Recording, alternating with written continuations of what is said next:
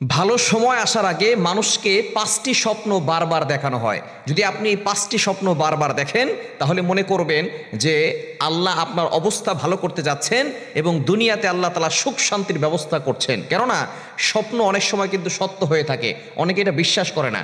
স্বপ্ন হচ্ছে মুমিনের স্বপ্ন হচ্ছে ৪৬ ভাগের ১ ভাগ। নবুয়তের নবীজি সাল্লাল্লাহু আলাইহি ওয়াসাল্লাম বলেছেন, বুখারী শরীফের হাদিস, নবুয়তের ৪৬ ভাগের ১ ভাগ হচ্ছে এই স্বপ্ন। সুতরাং ভালো স্বপ্নগুলো এগুলো আল্লাহর পক্ষ থেকে আসে, আর খারাপ স্বপ্নগুলো এগুলো শয়তানের পক্ষ থেকে আসে।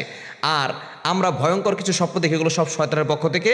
এবং আমরা দিনের বেলা যেগুলো সব চিন্তা করি এগুলো রাতের বেলা স্বপ্ন থেকে, এটা হচ্ছে ইচ্ছা স্বপ্ন।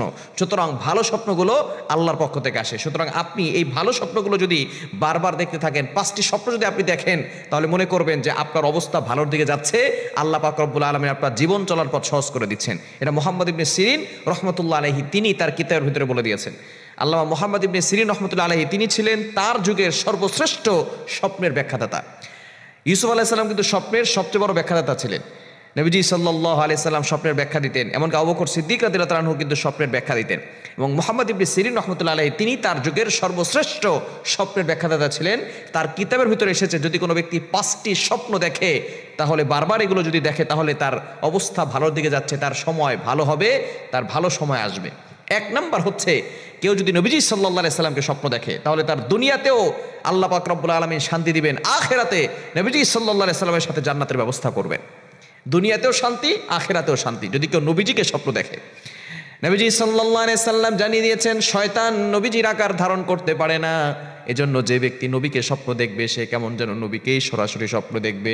এজন্য যে ব্যক্তি নবীকে স্বপ্ন দেখে তার জন্য আল্লাহ তাআলা জান্নাতটাকে ওয়াজিব করে দেন। এজন্য অবশ্যই নবীজি সাল্লাল্লাহু আলাইহি সাল্লামকে স্বপ্ন দেখার জন্য বেশি বেশি দুরূদ পাঠ করবেন। আর যারা স্বপ্ন দেখেন তাদের দুনিয়াতেও শান্তি, ভালো সময় আসবে, আখিরাতে আল্লাহ তাআলা জান্নাতের ব্যবস্থা করবেন। ২ নাম্বার, যারা কন্যা সন্তান স্বপ্ন দেখেন, আপনার কন্যা সন্তান হয়েছে, এই স্বপ্ন যদি আপনি দেখেন তাহলে মনে করবেন যে আপনার ভালো সময় আসছে, আপনার আল্লাহ পাক রব্বুল আলামিন কপাল খুলে দিবেন, আল্লাহ পাক রব্বুল আলামিন আপনার দুনিয়াটাকে প্রশস্ত করে দিবেন, আল্লাহ পাক রব্বুল আলামিন আপনার হায়াতে বরকত দিবেন, রিজিকে বরকত দিবেন, আল্লাহ তাআলা প্রত্যেকটা জায়গায় জায়গায় আল্লাহ তাআলা বরকত দিয়ে ভরপুর করে দিবেন।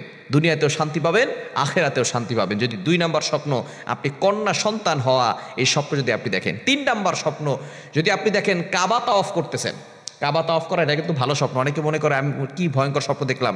কাবা তাওয়াফ করা যদি আপনি দেখেন তাহলে মনে করবেন যে আপনি ভালো স্বপ্ন দেখছেন, আল্লাহ তাআলা আপনার কপাল খুলে দিবেন, আল্লাহ পাক রব্বুল আলামিন আপনার সময়টাকে ভালো করে দিবেন।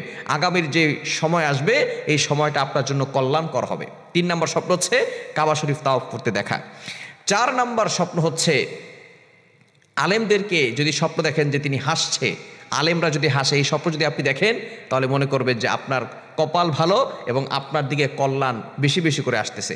এবং ৫ নাম্বার স্বপ্ন হচ্ছে যদি আপনি দেখেন নিজেকে ইমামতি করছেন, আপনি ইমামতি করছেন নামাজের, তাহলে এই স্বপ্ন কিন্তু ভালো স্বপ্ন। নামাজের ইমামতি করা মানে হচ্ছে আপনি নেতা হবেন, আল্লাহ পাক রব্বুল আলামিন আপনার জীবনটাকে সুন্দর করবেন, আপনার জীবনে বরকত আসবে, আপনার জীবনে রহমত বেশি বেশি করে আসবে যদি কেউ নামাজে ইমামতি করতেছেন এই স্বপ্ন দেখেন।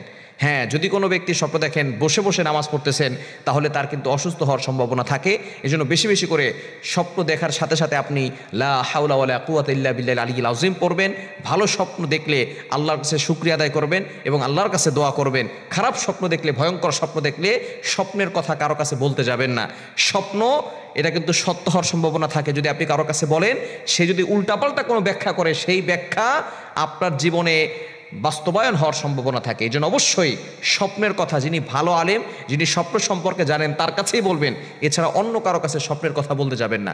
ভয়ঙ্কর স্বপ্ন দেখলে আপনি লা হাওলা ওয়ালা কুওয়াতা ইল্লা বিল্লাহিল আলিয়্যিল আযীম পড়বেন, আউযু বিল্লাহি মিনাশ শাইতানির রাজীম পড়বেন। এছাড়া ভালো স্বপ্নের কথা, খারাপ স্বপ্নের কথা যারা জানে না তাদের কাছে বলতে যাবেন না। এই বিষয়ে খেয়াল রাখবেন। এই ৫টি স্বপ্ন যদি আপনি বারবার দেখেন মনে করবেন আপনার জীবনে শান্তি আসবে, সুখ আসবে, ভালো সময় আপনার জন্য অপেক্ষা করছে।